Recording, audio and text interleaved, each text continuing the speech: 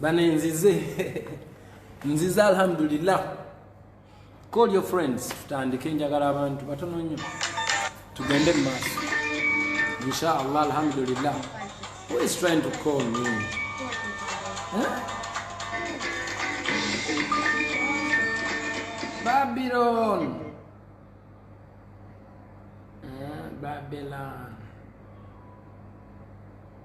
You're trying to call me right now. I'm gonna talk to my people. Banaye mbalamusizaako mwenna abali eyo abasiraamu salaamu alaikum warahmatullahi wabarakatuh. Abatali basiraamu kama yebazibwe muli bulungi. Ndi musanyufu nnyo okuba mampi nti nfunya akadde nzije tunyumyemuko mbabuulire embeera mwendi mbabuulire byempiseemu okutuuka wano. Ndi musanyufu nnyo okuba nti mbasanze nga ate muli balamu alhamdulillah. Mugamba mutya? Muyite bannammwe tutandike mbabuuzeeko. Kale sanyuse nnyo balaba nyinza okuddamu ne mbabuuzaako mulundi ogwokubiri. Abasiraamu salaamu alaikum warahmatullahi wabarakatuh. Abatali basiraamu kama yebazibwe sima nnyo kubanga mumpagira mungoberera mubeerawo mu mbeera zonna. Nyina ebibuuzo bingi bye mwadde mumbuuzizza era bye mwagala njogereko nja kubyogerako byonna inshallah.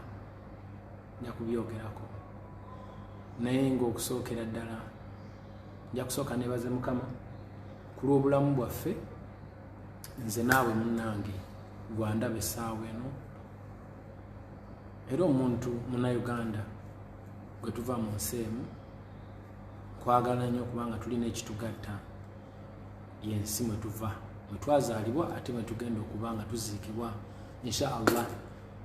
Esaala yange okubanga omuntu aba avudde mu bulamu bw'ensi aziikibwa waka kubanga byebimu ku bintu ebibadde nga bineeraliikiriza wano naye nga naye senga omuntu afa kati oba senga afuna obuzibu honestly what happens mbadde mu fiya y'ekitala ate nga nsaala nnyo okutambulira mu fiya naddala waliwo nalaba ku president bwe yagamba nti omuntu aba afudde covid abeereyo ate ebiseera byali bya bunkenke nnyo nnyo. Nali nnyina ebirowoozo bingi nnyo nga ngamba my god omuntu ayinza kukola atya. Naye Mukama mulungi tutandise okufuna essuubi. Simanyi ki kye mba ntandikirako naye nga I'm here to spread love. I'm here to spread love.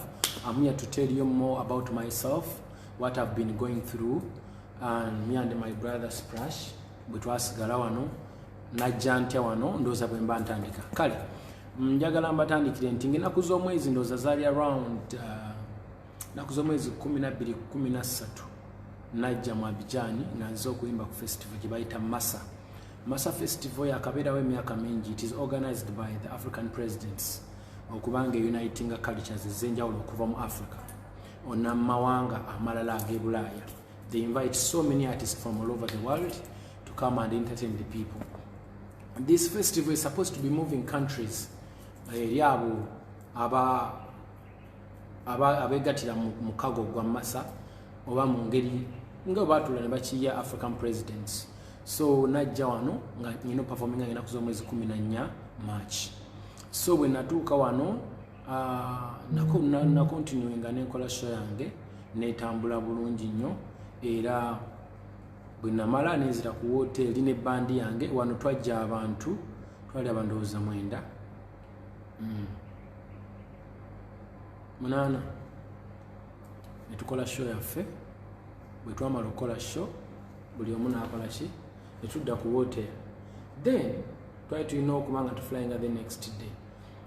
Naye nze I decided to extend my flight so that nsobola okubaako wano recordings zenkola awo nensalawo nsigale ne Splash because ayogera ajja kuba nzivuunulira.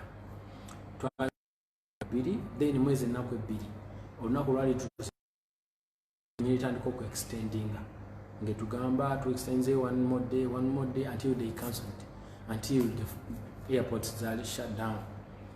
Bwete bwe twatuuka wano. So abantu abaali banenya bulwaki yagenda ng'embeera agiraba etabuse ng'alaba obuzibu we buli n'ebirala ng'ebyo.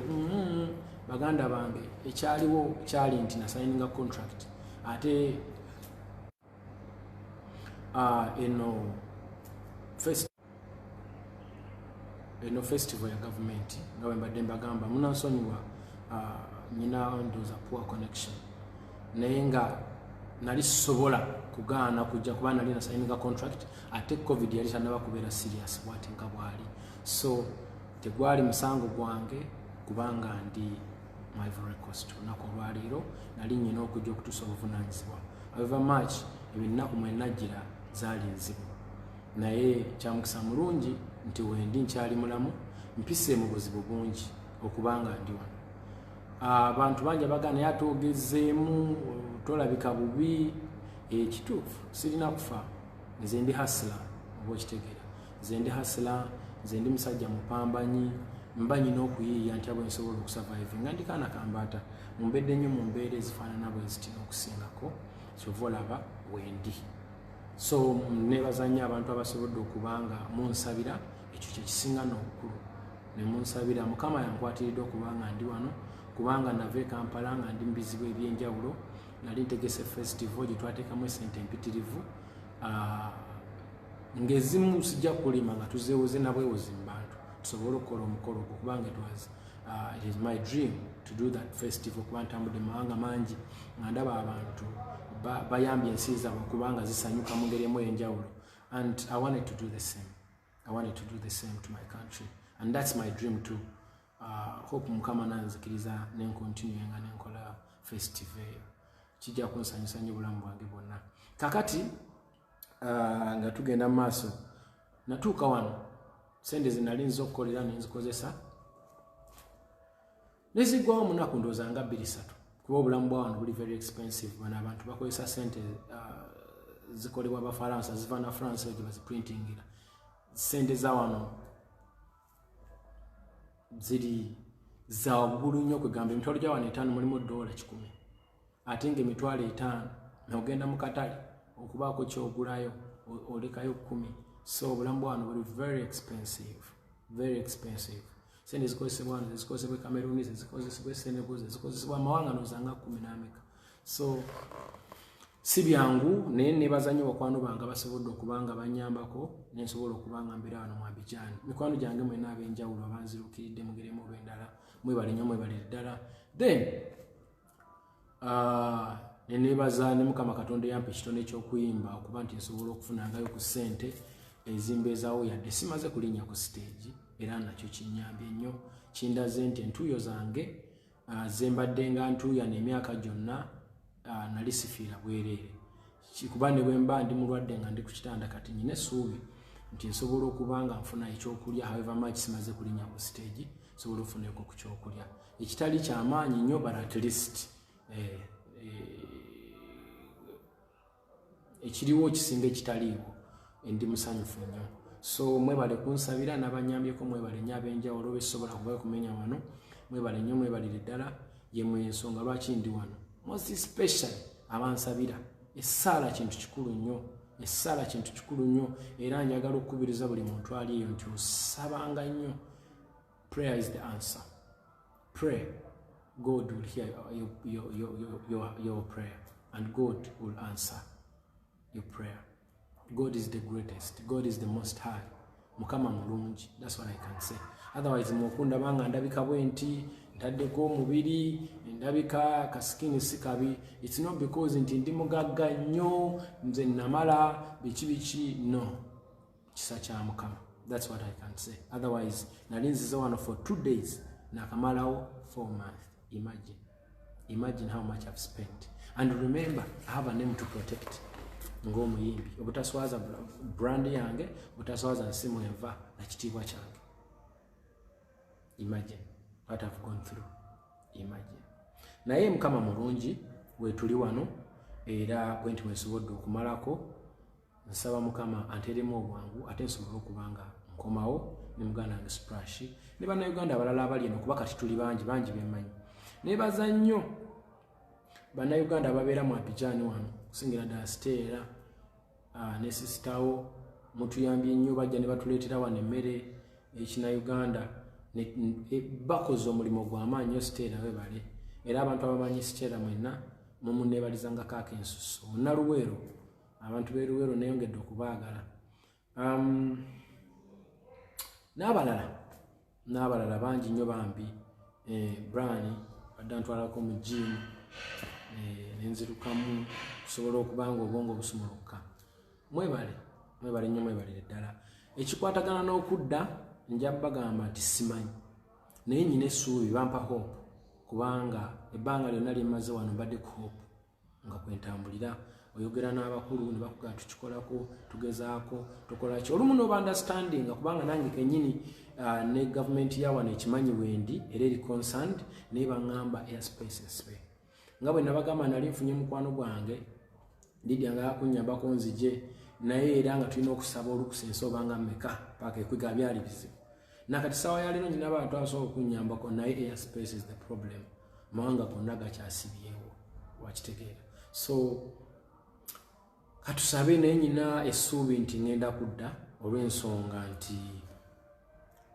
waliwo mission ey'abannayuganda etwalagana amawanga nozanga 10 something eri Abuja they are working on something with Uganda Air simanyi oba batuuse ku nzikiriziganya tulina okubaako kyetukola tulabe nga tukomawo so simanyi ddirwe naakomawo so sijja balimba naye nga nyina essuubi nti either nyinza okukomawo guno omwezi oba ogujja naye kyera bwe ntyo bwe mbadde ku hope ebbanga lyonna nga baŋŋamba mwandiba mugenda wiiki ejja mwandiba mugenda eddako mwandiba bwe tutyo nguze ne zitiketi z'ebbeeyi ennyo ennyo ku Ethiopia Airline nga flight zijja ku online nogibookinga with a lot of money miliyoni 10 nogibookinga ng'opapa ate ne bamala ne bagikansolinga okitegeera so I don't know naye ngezaako okukola research nga sina muntu yenna gwe nyinza ku blaminga abantu bangamba lwaki tovaayo n'okondemminga gavumenti okubanga tesobodde kulwana abantu abo njogedde nabo most especially speaker n'owekitiibwa Katumba Wamala banyambye nnyo mu mbeera eno n'owekitiibwa Nakiwala Kingi naye adde nga agezaako okubanga kolaki nga nkubirako mirundi egisinga okulaba nti ndi ntya abantu bano bagezaako okubanga bannambululira embeera eno ne banga edi mutuufu tukwagala okomawo yogendera tugezaako nnyo ne airspaces ensibe tugezaako nnyo okusaba olukusa tugezaako nnyo okulaba nti mwenna mudda kuba tuli bangi bannayuganda abali eno oba okitegeera ne wabawo ne solutions zenfuna ng'omuntu Ethiopia engeri gye nagulanga zitiketi baakunteekako air cargo naye ate bwe nva eno nendeka baganda bange bwe tuli mu group tuli almost abantu 6 nga tubadde tudiscuss nga tukomyewo tutya nze nennyonyi nenkomawo nembaleka eno nja kuba mbaliddemu olukwe so I have to wait ntambulire mu mbeera eyawamu ffenna tusobole okuddira awamu oba okitegeera so awo we tuyimiridde mu bintu by'okudda I don't know when naye mwongere okunsabira baganda bange sobole okuba nga nkomawo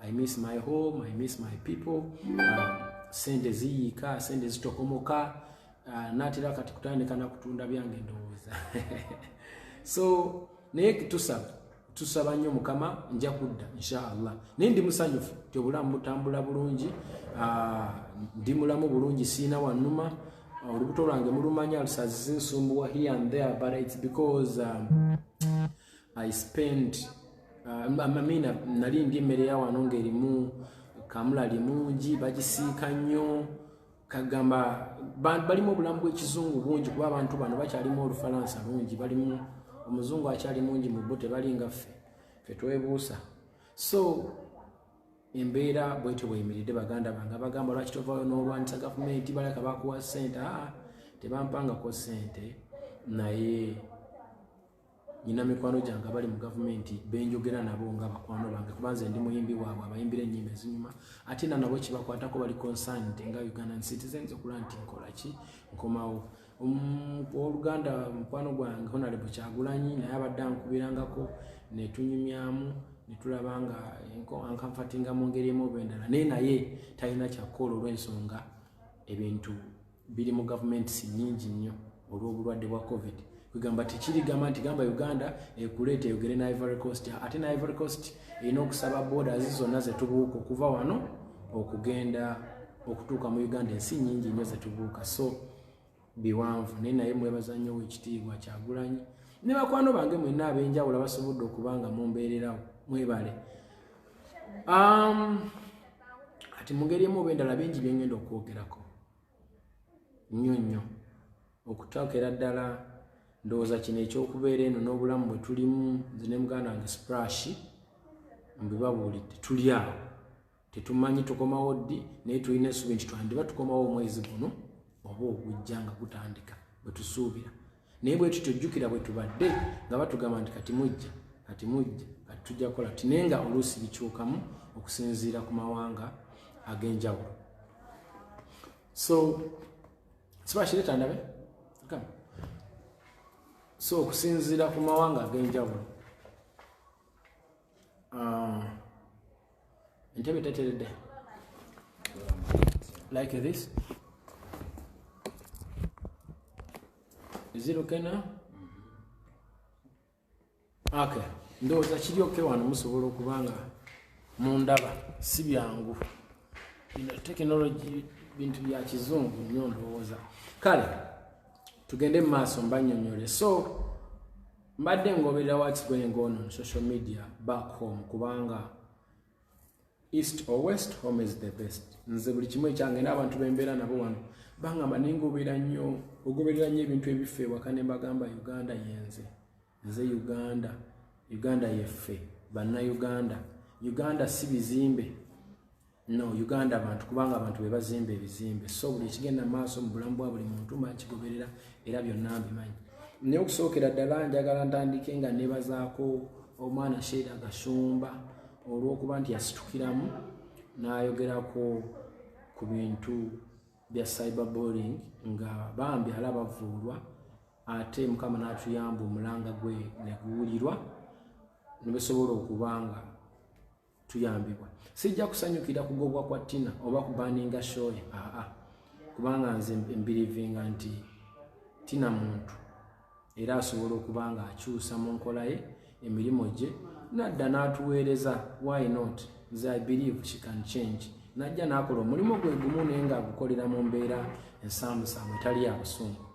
Obusungu nno kintu kizibu nja kubamba buulira mu maaso obusungu buno nti si bwangu wengenda okwogerera. Jjukira ngenda kwogera ku bintu bingi cyberbullying njogere ne ku politics wadali so sensitive naye nsaba Mukama ansaasire njogere ku politics ono mu butuufu bwe nnina okumwogera ko nsaba Mukama ansaasire kubanga it is very sensitive right now back home. Naye sina ngeri gye nnyinza kukyewalamu olw'ensonga nti abavubuka abangoberera oba abantu abangoberera bonna banneetaaga. There is a reason lwaki Mukama yampa obuyinza buno oba obusobozi okufuna big following like this. Waliwo ensonga okitegeera. So nnina okukozesa eddoboozi lino naye ndikozesezza ntya mu mbeera eno eri sensitive kuba kati ebbwa ddene naye ebbwa lino tuligasegase tutya okulaba nti liwona we wali ekibuuzo. Kale nga tukyagenda maaso ne cyberbullying ndi musanyufu nnyo ku lwa Sheila Gashumba era nkukubira mu ngalo. Bravo, thank you so much for being strong. Neŋŋamba ne mukwano gwange oba mwannyinaze Tina yenze omu ku bantu basinga ndowooza obutaagala mu industry kubanga simulyanko nga alina kirungi kyanjogerako but nze musonyiwa kubanga ensobi zikuba muntu mulamu ate era ndowooza okubaawo kwe era nange kinnyamba ne ŋŋamba munnange kanyongeremu amaanyi nsobole okuba nga nzivuunuka embeera eno ate kinjigiriza n'okubeera patient n'okunkuza ng'omuntu. I grew up kubanga nze mpise mu kusoomoozebwa buli muntu anvulunze buli muntu ankoze kyankoze.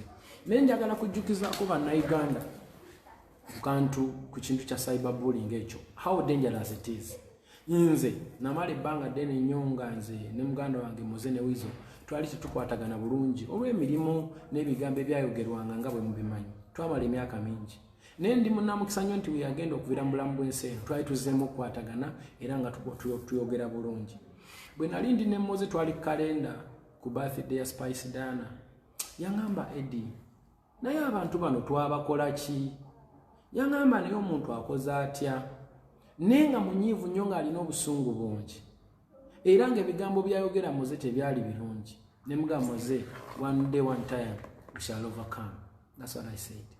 But I didn't know when and how. Nembere neza kujeta erinza kubawo etalwa nsonga munange no cyberbullying ono gemulaba takolwabo bemulaba bali ku TV mass no akolebwa aba employing olw'ensonga yajja namu employing nga amulese kola mulimo avume afuna attention TV ekole sente newekanga nga banyina ffe ne baganda baffe bakozesebwa company ezo zigaggawale bamanyaga bwe kafe. They cannot know this. I'm sorry to say. Nabagambi saba nnyo Mukama nyambe ebigambo byengenda okubagamba be making sense.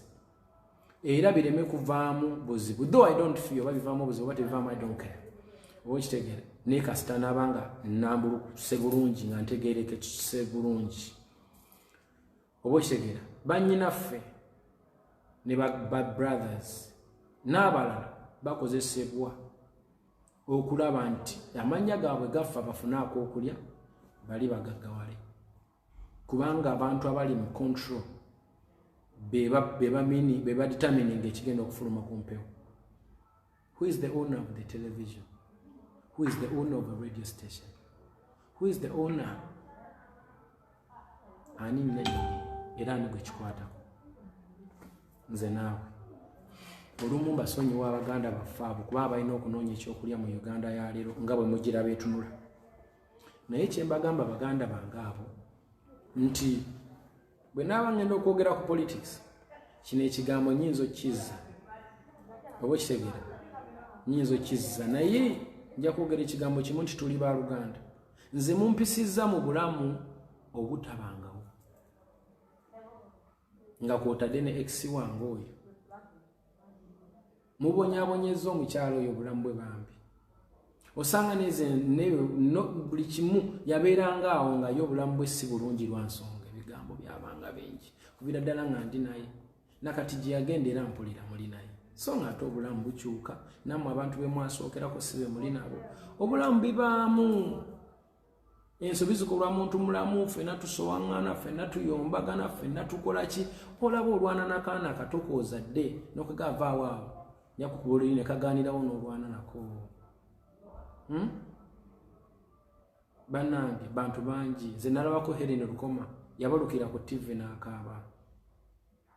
Nendaba abantu bangi nnyo mwanyina ze Jackie nali naye mu America Jackie Chandiru ebigambo byaŋŋamba bye bimu ku byamutuusaawo. Jackie Chandiru oyo kambabula story etaabuka etya yafuna omwami w'omuzungu ne bawasangana oba yafuna lubuto ne luvaamu ne bamulangira wajjemu olubuto muli basire queen mubasendeza munoonya mpapula mukola biki kintu ekyo kyamukuba wala era gyatuuse mulabyeyo. N'abantu abalala bangi mmenye kindeke kimoze yafa munyiivu ng'alwana nnyo. Nali njogeddeko ne Jose Chameleone obulamu bwa Jose Chameleone mwe muwoza alwana nnyo alina empisa embi biki mwe mwamuleetera obukambwe teyali bw'atyo mwamuvuma n'ekyawa. Nze lwakuba Mukama yanyamba nti ndikaana kambaata mmanye ennaku yange onkuba oli ne bw'akuba n'eno naye olumu nange ntabuka naye bwe ntabukira kiba kisusse naye ebyo byonna mbyogerako olw'ensonga nti byaliwo. But how about the future? Future eraga nti tusobola okuddawo ne tubeera bulungi ne tweyamba ne mukola omulimu gwammwe naffe ne tukola gwaffe okutugambako kirungi nnyo era nkyagala nnyo but it depends how. Abawagizi mmwe abalaba era abawuliriza mukisobola okubeera abajulizi bange okega mu abawagizi abawuliriza era abandaba musobola okunjulira oba okitegeera ne musobola musobola okunjulira ebigambo byengezaako okwogera nti mulimu abantu abafa abasussa ndi wadde omuntu ozze kwogera kumugambako ku nsobi ye naye waliwo abasussa bambi waliwo abasussa abantu bangi nnyo benja okubabuulira benyinza okujjayo kusenga ntandika kumenya mannya nja kumaliriza nyonoonedde baganda baffe abakola omulimu ogwa critique naye sijja kujjayo mannya kuba ebyo byayita kati ebyayita tusooke tubireke badde nsaba tuconcentrating ku future. mulowooza tewaliwo room wakati waffe nammwe gye tusobola kubanga tukolaki nga tukwatagana? Mulowooza room teriiwo? Ngenda kwogera ku muganda wange Kasuku.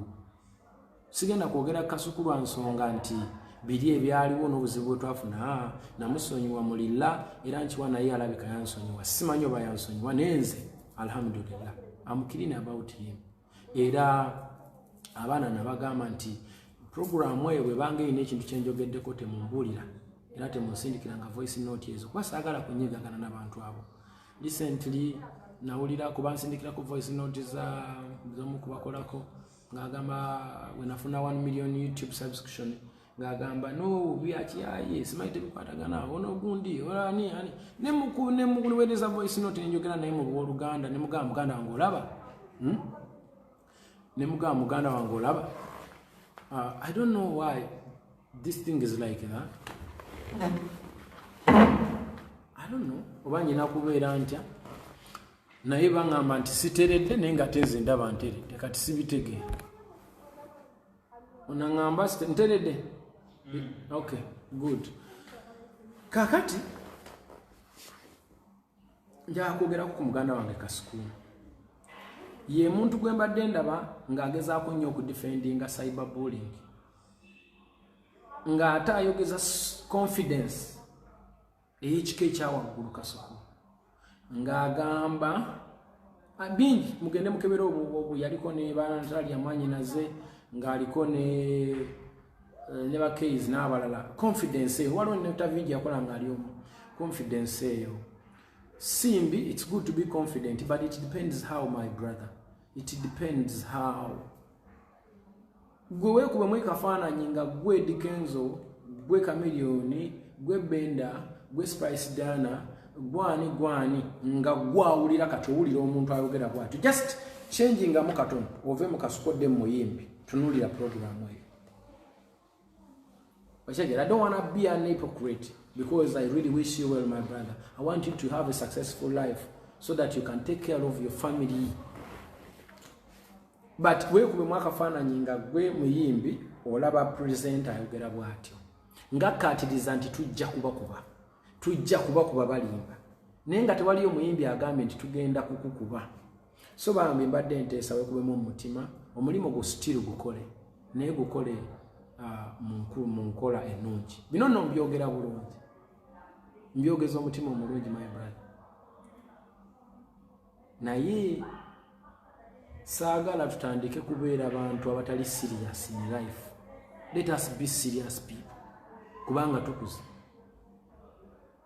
Nze nyina omwana Maya ayine kati emyaka 8 agenda kweza 9. Mmanyi okwogera naye ku ssimu ne mugamba bitambula bityo nanga baakwogeddeko konze banyogeddeko ki amanyi abanjagala amanyi abatanjagala ku myaka 8. This one doesn't talk good about you, the other one is good. Omwana omuto wano twatuukawo tuti natuuka n'okungamba no, me I don't want to take pictures. People talk bad about it on TV. So awo twatuukawo tutya bambi kubamu akafaananyi nga gwe taata wa Maya, kubamu akafaananyi mwana wa maama. Nsaba tubeere bantu balamu. Programu zikole era mukole naye mubeere bantu obuntu bulamu. Obuntu buno nno ngenda kubwogerako nnyo naddala mu ka segment kali aka politics. Obuntu tukole emirimu gyaffe naye mu buntu obw'ekika ekyawaggulu. Remember Uganda eyo buli muntu agamba nti njagala njiina ku mutima ngero ogiyimba mu national anthem n'oyimba n'ekitiibwa kya Kalicha Muova kiba kitegeeza nti oyagala abantu, si bizimbe, si mmotoka, bantu, kuba abantu be bakola ensi. Twagala nenjagala nkwagale, njagala nkwagale, twecriticizing tukolagane tukole omulimu guno naye mweye embeera ey'okuba nti nno we can agree to disagree. Obusungu bungi bantu bange oba mukiraba. Okumanya obusungu bungi tutandise n'okuswala. Okumanya obusungu bungi tutandise okuswala. Tutandise okwerecordinga ku internet kuno nga tuwemula. Mwana wa maama nkukakasaaga nnyabo bwino talimba. History never lie. Nze history anyambye nnyo. okujjukira gye nvudde ne gye ndaga. Ate history anyambye nnyo okumanya gye tuvudde ne gye tulaga. Kyova olaba ndi mwegendereza ntandise okukula ng'omuntu because I pay attention to history. Kati ebintu bino abantu bagenda biteeka ku YouTube.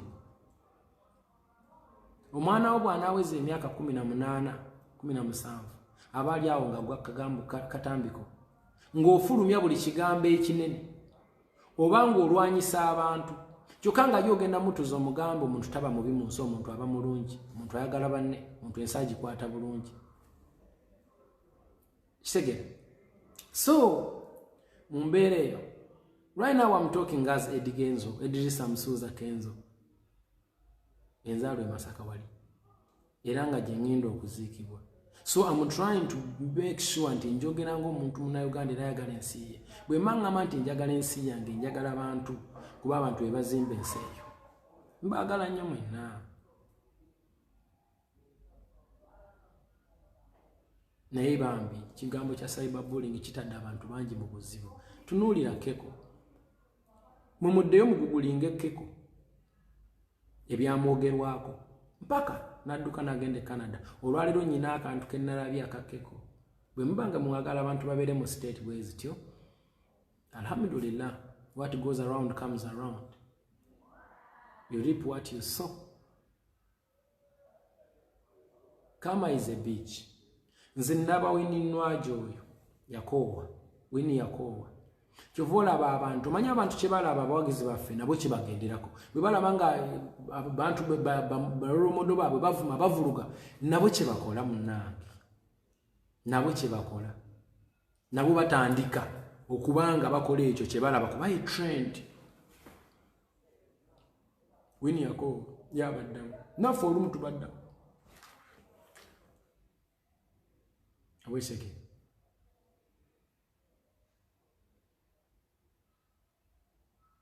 So, cyberbullying bambi kibi. Kiswaza nze naawe. Kuba kati gwe bw'okyogera kinkosa awo wennyini. Naye ate gwe kigenda kukosa myaka mingi kubanga akatambi ako kalivaayo. Kalivaayo bambi. Ng'onneetaaga. Either ojja kuba weetaaga nze oba omwana wange. Ensi eno egenda mu maaso. So, criticizing naye mu ngeri gy'olabanga mu butuufu nnungi. A big shout out to Uncut and Spark ne bana ba NBS. Abantu abo program ezo bazikutte bulungi. Uncut we yali ekyali ku NTV yali sinungi nnyo. Ne kati yateerera nti they criticize oba baleta amawulire mu ngeri empackaging. Bebamu n'abaspaaka bakola omulimu olaba nti kati kirimuko ku ngeri ya respect wadde amawulire bagaleeta naye bagaleeta mu buki naye ani kati ekikola bulungi ennaku zino bagezaako kula nti tebatta muntu. They don't kill someone softly. They have tried. Kati nno kino ngenda kisaba omukulu Kabushenga. Taata wange nkusaba ki? I want to remind you nti ku TV yo kuliko olugambo lwa Sebuya, kuliko simanyi ekyenca obaka ekyenca simanyi kaliko akasengejja nzijukira obaka avaako simanyi kuliko programu nga 5 nga zonna zoogera ku sector emu entertainment. Naye nga onayogera amawulire gano gokola ekintu eki 5 programu a day. Kati ate era gwe nannyini Abani TV okubadde Tina. Ate era kati gwe nannyini simanyi Kampala Sun lwempulira oba taata wange industry gitwala maaso ogiza mabega mukwano. Omuntu ajja kuddeyo agambe naye Eddie totidde. Nze munnaye nagula olusuku e Masaka. Omuntu yenna nga alina emmere era kino nja kigamba abavubuka temutunda nsuku kugula boda. Beera mu lusuku lwo kuba omuntu alina emmere asinga asula mu kalina. Nze bwe nali ngula ekibanja kyange nyina ensuku kati ezi munansonyi babulire naye I want to inspire seeraga nze siri mwerazi. Naye bwe nali ngula olusuku lwange lwasembayo nagamba omuntu ndi kati kuyimba ne bwenkuta ngamba lwaki ogedde botedi mukama kwadde ebintu bingi kino kyokka kyolabye ne mugana naawe kati bwemanyi n'olusuku olwenkana bwe ruti nsobola okuva ku kuyimba omanyi lwaki nti nteekawo buteesi wali nnyumba yange nentandika kulima nga bwe ndi omuntu alina emmere mu nju taba bubi kati nsobola okuddayo mu kyalo nenyima ebyokuyimba bwe binaaba biganye naye kanjogere ku nsonga bambi si mu bubi siri mu kuvuma I'm not abusing anyone I'm not disrespecting I'm talking about this kindly nti emirimu guno bagende mu maaso bagukole naye si mu ngeri eyo kisuse bambi namwe abawagezi baffe ndowooza mukiraba I'm not lying can't you see it temukiraba temulaba nti kisuse bambi wekinookoma kino ekya cyberbullying ekyeku intaneti abantu kwevuma abantu kweswaza nsi kutambulira ku speed ya yiriri ekyo ekikirese politics tujja kumwogerako mu maaso awo ne cyberbullying ama victim bambi mpise mu bintu bingi nnyo nvumiddwa criticizingidwa nkoze ntya naye nga mukama nze gwe yayisaamu omukisa kino nkiddamu mukama nze gwe yayisaamu omukisa okulaga bannayuganda bannabitone nti kisoboka era mukama nze gwe yayisaamu omukisa okulaga abaana bonna abakulira ku street abakulidde mu ghetto abakulidde mu bwavu abaana b'abaavu mukama nze gwe yayisaamu omukisa okubalaga nti kisoboka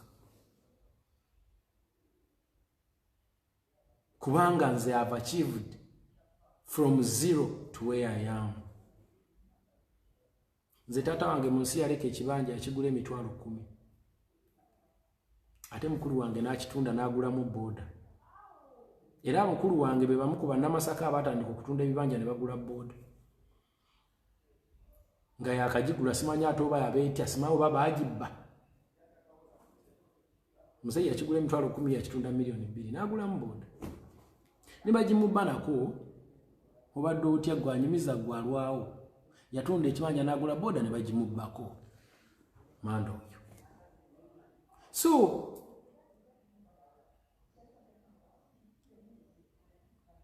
kikyengezako tegeeza nti mugule temutunda bibanja gula booda wansonga for security purpose nze nagule natandika okulima sirimba nsobola bwe naba nkomyewo nja balaga ku lusuku lwange sisakikola nti kina ekikola fe backup planning nga ndaba omulimu guno gutabuse music watuse twandi batugenda gwa kubanga bakuvuma wano ne bakuvuma wali ne bakufiisa wano ne bafaani bennyini ne batuuka ekiseera kati sebo music bamugamba bichi bintu ne bitabuka Shibo oyo gwe mulaba Shiba tavaawo yakoowa mwakakooya ne bamugamba kino ne bamugamba kiri ne bamugamba kiri naba fenna bwe tuli sinzenze ka all musicians are victim kati nzira ku muganda wankasuku nti embeozo ejo nyumya era no defending a cyberbullying no bugumu obw'ekitalo bana abayimbi abakulimba nti bakwano bo they are lying they are using your platform to become who they want to be but they hate what you do atenga munaye nga bwomanyi ogenda kuzaala obwana bwesange n'obwaffe ku masomero nga bulina okusharinga ekyokulya oba nga bulina okuba obw'omukwano ensi egenda mu maaso so tubeereko abooluganda somehow somewhere wenkoze ensobi ngira naye yogera in a respective way let's be intellectuals nga twewa ku bitiibwa okugamba tutambulire mu Luganda kubanga tuli ba Luganda we are Ugandans tutambulira ku flag emu Uganda flag okisegeera twandiba twawula amasaza abamu regions nenga we are one from border to border we are one we are Ugandans tuyimba ekigambo kimu we are one and we need to be one bwe tuba twagala Uganda ekule kubanga agali awamu gegalumenyama kubanga bwolaba muganda wange Ibula kyakola I was so surprised okulabanga Ibula agenda astray to that extent kubanga Ibula natulako naye ne muga Ibula I feel so grateful and I'm thankful to God ochegera nebaza mukama Ibula kubanga otuse mu mbeera eyo kubanga oli muntu munasonyiwa bade nakazukuka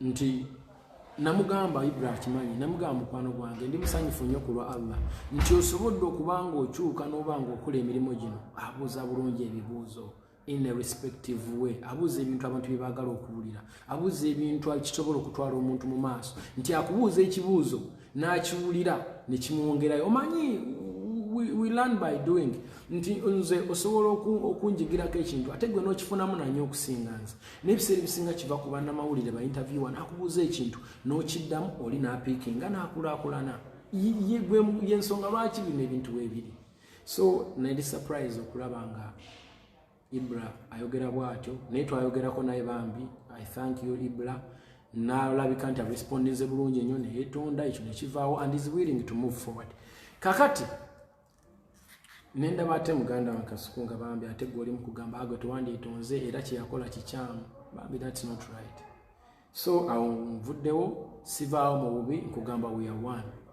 okitegeera tuli bawamu okitegeera naye tukolere emirimu egyo mu mukwano gw'ekitalo okitegeera ninze response yo bwenaaba gyeri kyonna kyenaavaamu otujja okutambulira kwagala nnyo era njagala osigaye ngaokola omulimu gwo ne banno nayanko Sendi ne Jenkins n'abalala bonna abatambulira mu kkowa eryo nze nsembyayo ekigambo kimu nti one love okitegeera so awo nvuddewo ku bantu bangi bagamba Eddy Kenzo tulinda mugole kyova olaba nze nasazeewo mbe ngamba kubiramu luyimba nti tulinda mugole lwa nsonga nkole ki what can I do okunoonya omukazi oba okunoonya omugole si kunoonya nseenene nti ziri Masaka tugende tuzinone saagala kuddamu neekoone ate saagala kugandize mutuukirivu ennyo katusooke tutambula empola nja kuba mbabuulira naye sofa mugire nga mujambe nga kayimba si kabi then nga bwe tulaba what is next nja kuba mbabuulira anytime any day naye nga mwebala okubanga mwaleeta omulamu ogwo ne tukufunamu n'akayimba nawe ya entertained and ketulabe anytime tomanya nandisuulawo enkyo oba luli oba lule let's sit don't put me on pressure okitegeera so mbadde nsaba tumuvingeko mu maaso njagala kuintroducinga ekigambo kye bayita obuntu ekyo kiri ku mujuzi gwa Sundown e South Africa abasajja ba South Africa bakikozesa nnyo obuntu so mbadde nsaba tukozesa obuntu bulamu okulaba nga tukola ebintu bino buli muntu yenna ali eyo nga mpushinga mu politics kati njagala osembere njagala kwogerako naabwe bapolitician mwenna mutega amatu abantu mwenna ng'okimanyi nti oli passionate ku politics kyangu tunyumyemu politics is a dirty game politics is a dirty game that's what I can say lwa nsonga nze kennyini ng'omuntu mumanyi njagala nnyo abantu njagala nnyo Uganda njagala nnyo bannayuganda ebibanyiga binyiga tunyigirizibwa wamu ebibasanyusa binsanyusa tusanyukira wamu whatever we are going through tubiyitamu ffenna nange mbiraba era bw'oba oyagala kumanya nti mbiraba wuliriza ennyimba zange limba lwa biwoobe ulize ne vulongoto that's how much you will know what is on my heart. We all want change, but the question is, what kind of change? Nze njagala change. I stand for change. I want to see someone new. Njagala ndabeko ku muntu omupya. Tulabe Uganda yenza kutambula etya. Ate bwe wanga muvubuka kijja kwenkalira nnyo ng'emyaka gye kyali mitototo 40 something to some 30 to 40 something. Nja kuba nsanyuka nnyo. Now the question is, Tutia, how can we achieve this? That's my question. Lwansonga nzikamba nyumize. Munnange kati nzira ku kigambo kiri kye nabagambe kyengendo babulira obusungu okunyiga. Omuntu anyiza abamulala nnyo. Ntegera nze nava mu America mbiseera by'olutalo twavaamu nanjogera ne bannange ne mbagamba naye nzijja ku airport naye nagenza okukola research nga ndowooza ennyimba zino ze nayimba n'ebintu bya people power bino byendimu byandindeetera obuzibu ku kisaawa awo naye mujje mumbeererewo mujje tulabe ekyokukola kubanga ndi mu kutya nanga tujja kubaawo no problem ati bwe najja nze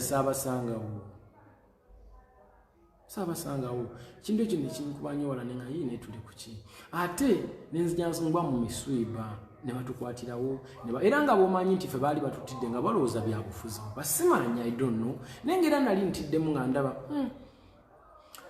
sijja kunenya monti yena nenasangawo Segirinya ndowooza na full figure tenga full figure ali abirongenga to NRM of which tekyali kibi ne Segirinya aliwo naye ani nyina abantu bange mikwano gyange banali nsuubirawo kubanga bali strong bayinza okwogera ekigambo ne kiba so saabalaba kintu ekyo ne kinyiiza nnyo ne batukwata ne batusiba ne basiba abaana ndowooza banga bameka nze nalwana nabo bwomu ne mbajjayo mu makomera nga teri anyambyeko ekyo nakyo ne kinyiiza nene nsirika kaakati ne ngenda nayitibwa oba nagenda mu State House okutwalayo za award ezo zintroducing the president nali nakuba okulaba President Museveni mu 2011 ekololaawo ndowooza oba yali koloba I don't even ndowooza bundi bujjeyo nga si munnange teyali mukwano gwange no naye yali ndowooza mmanyi ng'omuvubuka omuyimbi era bwe namala okuyimba yampa ebbaasa bbiri tezaali namukyali mu kiryawo ky'amaanyi nenzira mu byange kyamukisa mulungi ti benali nkolera baali bansasula abasajja abantu abakuyimba ku radio ye obundi bujjo lwe nakoma okumulaba naddamu okumulaba jo how many years are those era bwe namulaba ne mu introducing ezo naza acknowledge nga kyansanyusa ng'omuvubuka atobye nenga nti bw'abanga president w'eggwanga asobodde okuwandoosinga emirimu gyange eri eggwanga mukama mulungi however much nze naye tulinamu bye tutakwasaganya but remember obuntu bulamu we can agree to disagree nti bw'abanga still ye president I have to respect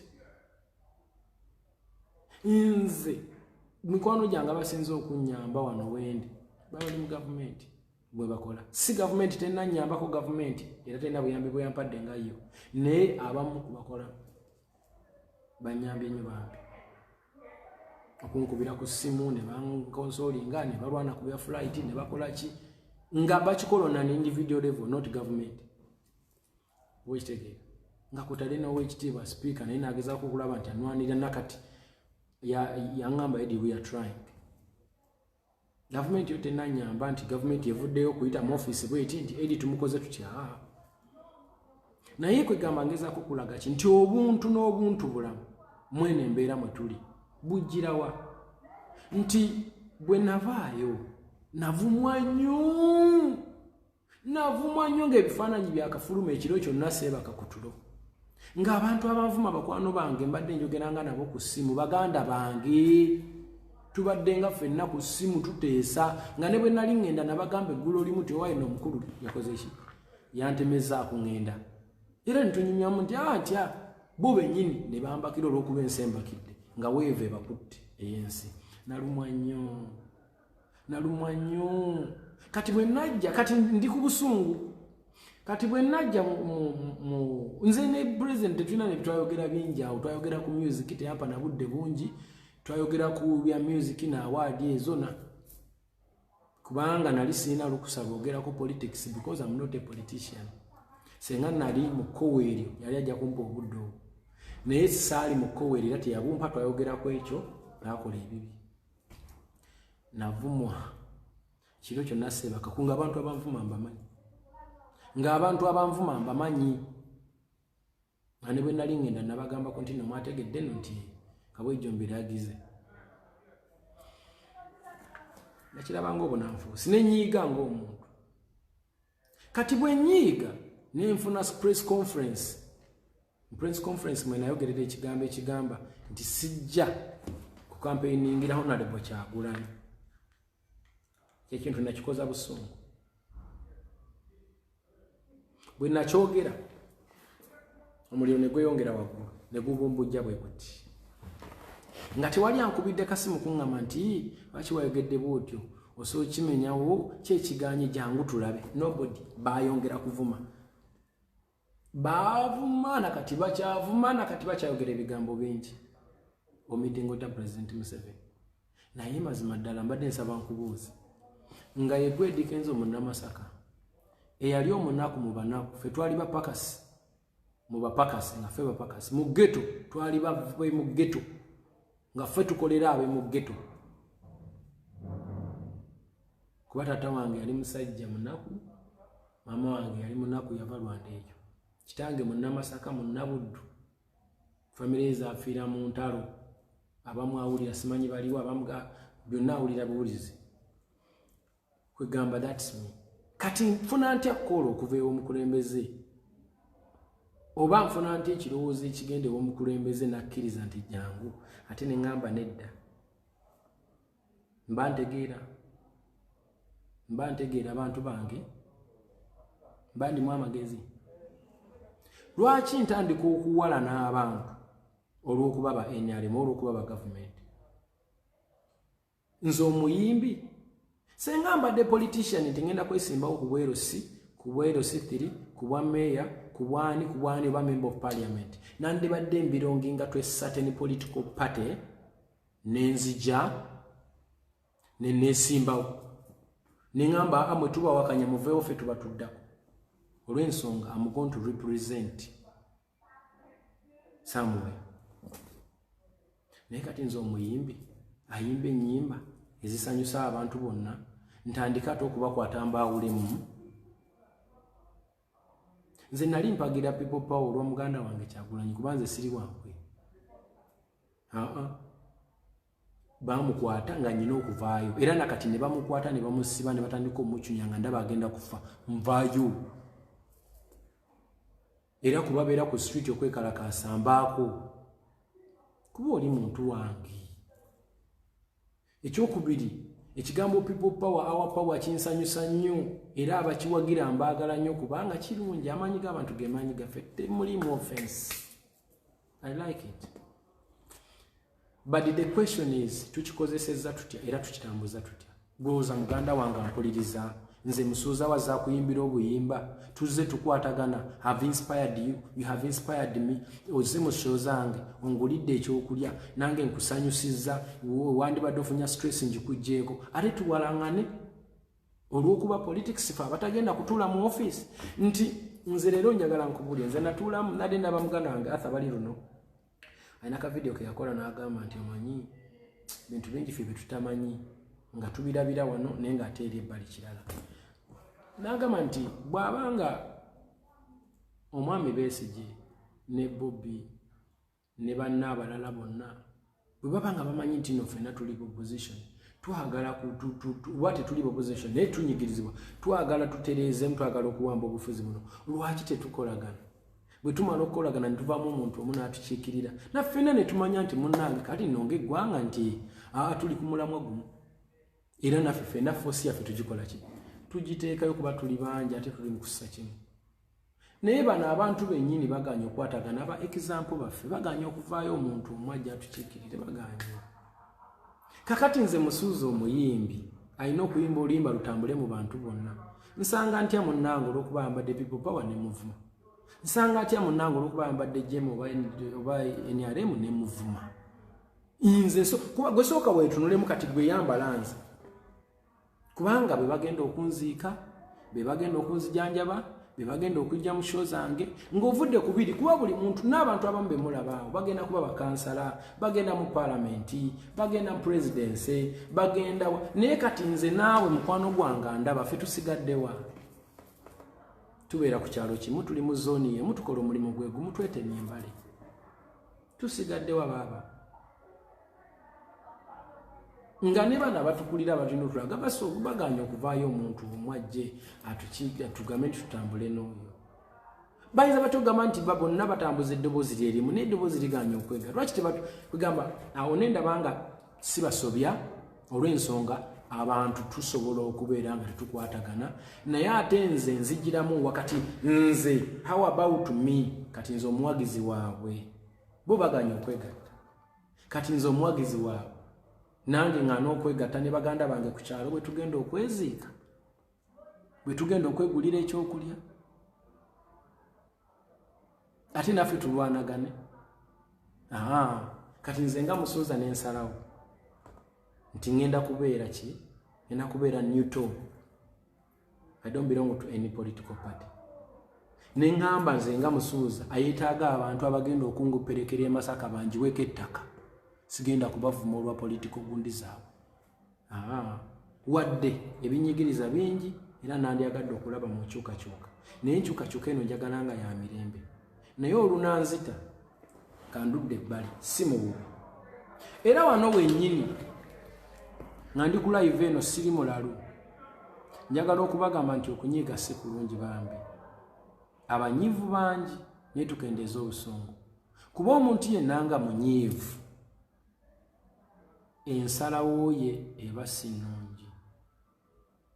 Abawagira people power mbaagala nnyo mugende mu maaso ekintu kirungi nnyo ekyo era n'abawagira NRM n'abawagira Jema n'abawagira ani mugende mu maaso sibalinaako buzibu okitegeera naye nze munzikirize kambayimbire ennyumba after victory mumpite ku pate zammwe tuyimbe tujaganye obuwanguzi munzikirize ennyimba tutambulire wamu si mu bubi nze kambe muyimbi agenda okubasanyusa kubanga kati nze ngwira muwa mungamba buli kaseera vaayo oyogere kino vaayo oyogere kiri vaayo oyogere kino ekintu kyensobola okuvaayo nenjogerako olwaleero politically kwe kwegatta obumu nti tubeere abantu balamu. Nze nkimanyi mugenda kunvuma nnyo lwaki oyogedde bwoti lwaki oyogera otyo naye tubeere abawamu era njagala okumenyawo ekigambo kyenayogera luli nti sobola kukampeiningira Mwami Kyagulanyi Mukama bw'anaaba ayambye nga bongezaayo bino nja kumukampeiningira kisazaamu kiri kuba nakyogera ndi munyivu kati ndi soba nga biwedde ne bongezaayo ne kubeera okulungi nja kujja okumu-entertainingira abantu in fact naye nga bwe nja okujja mu entertainingire era njagenda entertainingireko ne Mwami Besigye bw'anaaba mpise njagenda entertainingireko ne NRM bwe banaaba bampise nja kikola ku Mugisha Muntu bw'anaaba mpise. That's what I'm gonna do. Oba muntu alira mu category kya I don't know naye nze nzigiremu wa nga bano bonnyini bakama baffe baganya okuva ne batulaga ekikuba ettuufu kigere nkole ntya nze omuyimbi nze omusajja tagenda kukeera nkyambo nyina office mwentuula buli anampita nti jangu osanyuse ku bantu bange nja kujja luli naliga nja byesamba saagala temumbuulira naye nze buli anampita nja kujja naye sigenda kwambala kalazo nja kujja nyambadde nga bwe nyambadde nkusanyusiza abantu okuba abantu bo bakwano bange baganda bange bakiraya nti bange nveewo ngendeeka buli anampita nja kujja oba ekitegeera kubanga nali njogera ne mukulu wange Kyagulanyi statement eyo gye nakola yamumenya omutima era nange nenkizuula nti nayogera bubi sina nsonga lwaki mba simukolera kyabansabye senga amakikola mu bulungi bw'ekitalo nze nandyagadde change naye ey'emirembe senga tufuna peaceful transition of power nyinza okusanyuka obulamu bwange bwonna ne bwenfa kuolwo naye bino ebintu by'okulwanagana ne baganda bange nze kati nenkubamu akafaananyi nga nkubidde benge essimu omusajja namulaba emyaka mingi nnyo emabega nga tanagenda na Sweden ne musange Sweden etuli ekikoma ne tutambula ku street etunyumya ate kati mukubira muvuma gwebe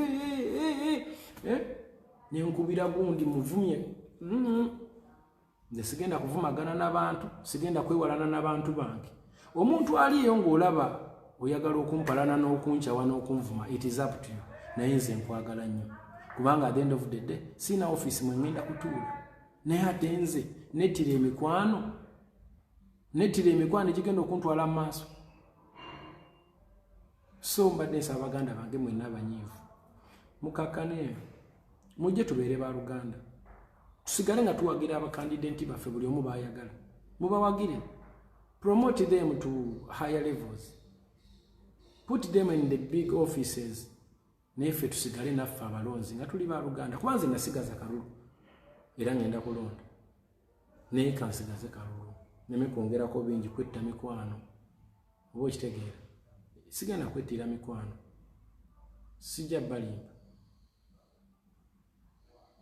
era politics mwagala nnyo naye nga mwagalira mu leadership simwagalira mu kigambo politics nti politics because politics is politicking playing games and playing on people's mind nenze njagalira mu leadership kubanga nange nyina abantu benkulembera nyina abantu abanzikirizaamu nyina abantu abanjigiddeko nyina abantu abandabiddeko nyina abantu bensanyudde kati ate ntandika okwewanana nabo gwe kubamu akafaananyi nga ngenze erugazi mu kikaali abantu benalinga nyimbira ne basanyuka nga kati tuli mu kwekasukira bucupa. Does it make sense really? So politics owanga bwe mnyizo mbagambira nti nze politics simwagala naye njagala bukulembeze ba leadership kubanga ni mukulu wange Kyagulanyi namulaba ajja ojjinja n'agamba ye is not a politician, is a musician and there is a leader, and it's true, he is. Era n'agamba is not on opposition, taliko opposition, is an option. Era kituufu kati nange wengwa mbagala nnyo baganda bange era njagala tutambulire wamu nga tuli ba Luganda naye nsaba mukakanya obusungu bambi n'okweswaza ku intaneti abantu mukyawaganye nnyo ebivumo bingi okwekyawa kungi nze ndabira ddala nga tugenda kwetema. Olaba nali ndaba omu ku bakungu ng'ayogera n'agamba nti abamu ku bantu bananyini boda bodes bemulaba bubalina mu gavumenti omwo muntu ng'alina gavumenti 2 3 emitwalo 2 bwempulira sirishu nawulira ku intaneti okwera simaoba kyali kiboozi okitegeera akati nze nga ntandika okudda ku street ndi mu kulwana ababoda ngaokumbe omuntu gwenwanira yomu ku batunyigiriza bwentyo bwendowooza okusinziira ku kyempulira. So njagala tutambule bulungi nga tuli ba Luganda abananjagala munjagale abagenda okunkyawa olw'endowooza yange nammwe mukikole naye nze njagala tutambulire ku one love twagalane tuleme kulwanira mu nsi yaffe. Gwalowooza nti bino byenjogera bino mbiyiya buyiya kati ddayo ogende ne ku page ya mukulu wange Kyagulanyi nina ka video ke yampositingako nga mbagambe message yemu nti me am here for love, I'm a leader, I'm not a politician, because nyina group y'abantu bentwala nyina abakozi bange nyina abawagizi bange nyina Dikenzo Soka Academy nyina Dikenzo Foundation obuvunanyizibwa obwo bwonna sisobola butambuza omu nyina butambuza n'abaganda bange both aba people power abaani kuba mulina okunyambako tutambuze ensi yaffe ensi bantu. So comment zino zemunterangayo buli kaseera watuvaamu wakola otya saabavaamu mbaagala nnyo era kimukola nkyagala nnyo naye mutukikole mu mirembe gy'ekitalo in a peaceful way. I would love it and I will be part of it and I'm part of it. Mbaagala nnyo one love obuntu bulamu nti bino byonna bwe tumala okufuna enjawukana eno naye obuntu omukwano guno Oluganda nze naawe tusobodde tutya okubanga netwetema amajambi tugende tulonde era abantu baffe betwagala tubawaane na nnyo tubagazisa abalala mu bulungi obw'ekitalo wanze muli baganda bange. Nze me am ready to entertain any nali nagamba nabivaamu sijja naye buli anampita oba ku pate yo ng'owangudde oba mu kampeyini yo nja kujja nkuyinyimbira abantu era mbasaba okuwagira kuba wampise yigwenna yonna gy'ogwa no matter who I will come.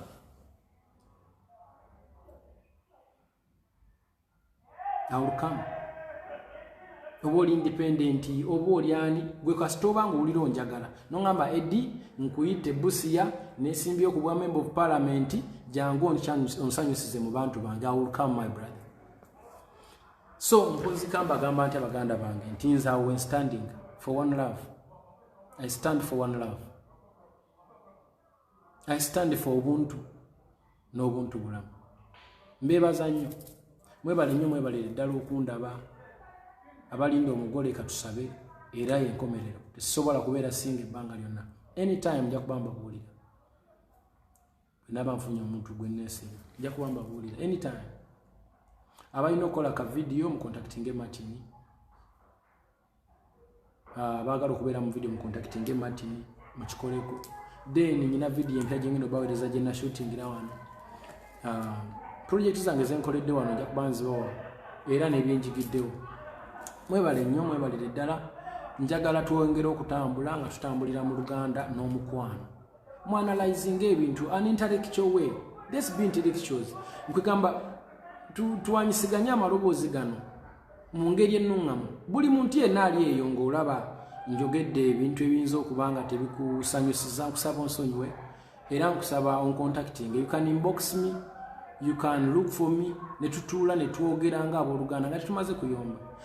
To convince me, you don't need to abuse me, to bust me, to do whatever. No, you just need to tell me nongamba amneda edi wakoze ensobi ekituufu kyekino. Please leka twogere tutyo, leka tubeere mu kategori eyo. Awo wali wate baganda bange nteeseza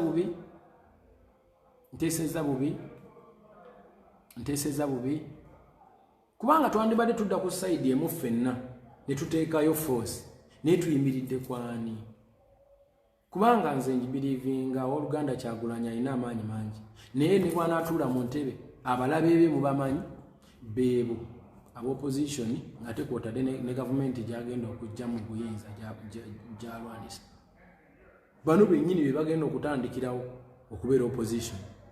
Ate ne bano kubanga nalaba mu Oweekitiibwa Mugisha Muntu ng'agamba abantu bwe yali asayininga abantu n'abagamba mba promising tugenda taking over the country one day tugenda tambula bulungi. Mugisha Muntu simunubwakanya mukkiriza munyo ku ebintu yabikwata humbly and I like that approach. Naye ye bwayogera n'agamba ebintu bino tujja bituusa kakati ono bw'anaayingira ate bano bamulwanyise ate tutandike tunalwana mpaka ddi kati ŋŋanza omugezi ayagala okubeera muganda wa buli muntu ekyo nkita nensigaliza kuyimba. I'm going to sing, I'm going to entertain you, I will perform and I will make you happy. Nandyagadde ekyenjo okugirabako era njagala singa enaabeze alhamdulillah. Mwebale nnyo mwebalire ddala nenjagala change y'emirembe. Thank you so very much. May God bless you for God and my country. I love you. Temwerabira Uganda bantu. Uganda yeggwe nange infrastructure bijja luvannyuma nga ffe tubyekoledde after unity. Let's be one, let's be together, let's promote one love. I love you guys. Nze mikwano gyange egisinga bonna ba people power nyumya nabo ne daily basis. They love me, I love them. No problem. Twagalane mumpabule wensobezza ne bw'oddaawo n'ovuma n'oguna tetugenda tambula tutyo ensi tekola bwetyo. So mbagala nnyo bannange munsabire enkomewo kubanga I miss home. I really do miss home. Wadde mundaba nfunye ka skin kano but it's because wano wenfunidde obudde okwebaka ku tulo maze emyaka mingi ze ndi kaana kambata ndi hasila badde seebaka mbadde hasolinga every day to make sure that nfuna progress mu bulamu bwange ng'omuntu.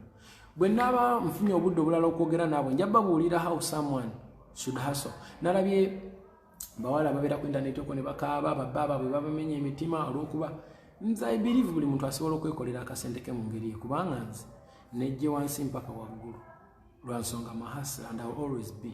Okuyimba ne bwenkera enkya ne nkuvaamu olwaleero kasita nsigaza obulamu I will always be good because I'm a hustler. Nsabira buli muntu ng'oli ng'oli hasira ng'oli muhasilinzi ng'oli mutobi ng'oli munoonyi wa ssente ng'oyagala okuba obulungi mu nsi sabira n'ekika ekya waggulu. Nsaba Mukama asumulule buli kimu ekyesibye mu bulamu bwo. Nsaba Mukama akuwa amagezi okumanya n'okutegeera. Temwerabira okusaba, temwerabira okwebeereramu nga igwe nti bino byonna weebiri naye ate gwe how about muganda wange w'oli okulaakulanye oli mulamu oseka ensi etambula ensi ekutambulira ebibuuzo bingi nga bitandikira ku ggwe as an individual then baganda baffe so njagala okubasibula nga mbagamba nti mbaagala nnyo mwebale nnyo mwebalire ddala. Nsaba Mukama abawe omukisa, nsaba Mukama agulewo enzigi, nsaba Mukama abasaasire atusaasire tuve mu mbeera eno ya COVID-19 nga tuli balamu. Nsaba buli omu amusumulule. Temwerabira njagala bawaayo ka tipu bw'obanga ogenda okubanga osabanga nnyo Mukama amagezi okumanya n'okutegeera ekyo nno kikuyamba okukola ebintu ebituufu mu budde obutuufu, mu ssaawa entuufu, mu kifo ekituufu. Ne bw'onaaba okoze ensobi ng'osomye essaala eyo togenda kwejjusa kubanga Mukama ajja kuba akuwadde obuvumu okukikola. Nze buli kigambo kyenfulumya mu kamwa kange si kyejjusa. However much nsobola okumanya nti nakoze ensobi wano naye era njigumira. That's why mundaba nsobola okubaako n'ettama lino nandibadde nafa dda kuba abantu banvumye, bantu banjogeredde, bantu bannwanisizza.